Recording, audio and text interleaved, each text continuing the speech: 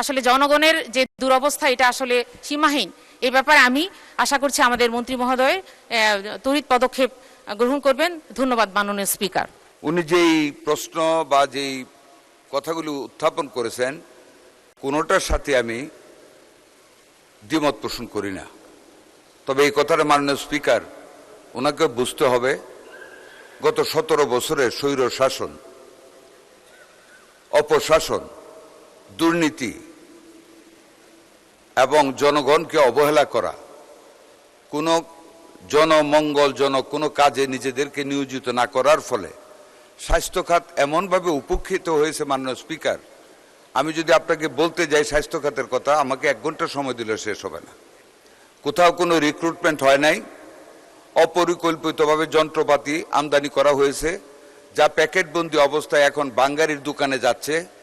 18 কোটি টাকা করে 2টি রেডিওথেরাপির মেশিন খুলনা এবং ফরিদপুরে পড়ে আছে, যেগুলির বর্তমান বাজার মূল্য 11 কোটি টাকা। ব্যাংকার সৃষ্টি না করে এগুলি আমদানি করা হয়েছে। অনেক জায়গায় এক্সরে মেশিন আনা হয়েছে, টেকনিশিয়ান নেই।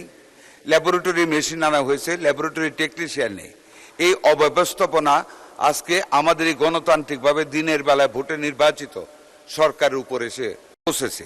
কাজে ওনাদের কথাগুলো আমাদের শুনতে হচ্ছে। তবে এটুকু আশ্বস্ত করতে পারি, উনি যেটা 68টি শূন্য পদের কথা বলেছেন দ্যাটস 100% ট্রু।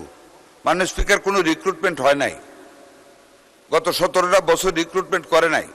যেখানে যেখানে কিছু অ্যাডভার্টাইজমেন্ট করেছে এমন সব ক্লজ দিয়েছে নিজেদের লুক নেওয়ার জন্য, প্রত্যেকটার বিপরীতে রিট মামলা হয়েছে। এগুলি এখন আমরা আস্তে আস্তে, যেমন 4100 নার্সের একটা রিট মামলা করে আমরা নার্স নিতে পারি নাই। মাত্র 7 দিন আগে আমরা অ্যাটর্নি জেনারেলের সহযোগিতায় সেই রিট মামলাটা খারিজ করাতে পেরেছি। আমাদের এই 4100 নার্স এখন আমাদের কাজ করতে পারতেছে। এটা না নিতে পারলে আরও 3700 নার্স আমাদের চাকরিচ্যুত হয়ে যেত। আমরা 5000 ডাক্তার আমরা স্পেশাল বিসিএস এর মাধ্যমে অনতি বিলম্বে নিয়োগ করতে যাচ্ছি।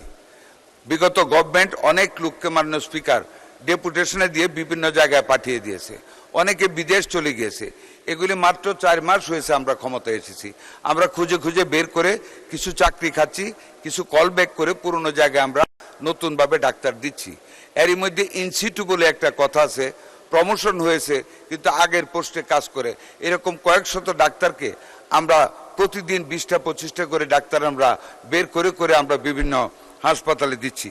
অব্যবস্থাপনার কথা যেটা বলেছেন, আমি সকল মাননীয় সংসদ সদস্যদেরকে আমাদের মন্ত্রণালয়ের পক্ষ থেকে আমি এবং আমার প্রতিমন্ত্রী দস্তখত করে একটা চিঠি দিয়েছি এবং প্রত্যেকটা উপজেলা হাসপাতালের সভাপতি মাননীয় সংসদ সদস্যগণ ওনাদেরকে অনুরোধ করেছি ওনারা নিজ নিজ হাসপাতালগুলি ভিজিট করে আমাদেরকে জানানোর জন্য। আমাদের সীমিত সম্পদের ভিতরে আমরা যতটুকুন পারতেছি মাননীয় স্পিকার আমরা প্রত্যেকটা হাসপাতালকে উন্নত করার চেষ্টা করতেছি। আশা করি আগামী কিছুদিনের ভিতরে আমরা ক্ষমতায় থাকতেই প্রত্যেকটা হাসপাতালকে নতুন রূপে আমরা রূপায়িত করব। ধন্যবাদ আপনাকে মাননীয় স্পিকার। আপনাকে অসংখ্য ধন্যবাদ মাননীয় মন্ত্রী।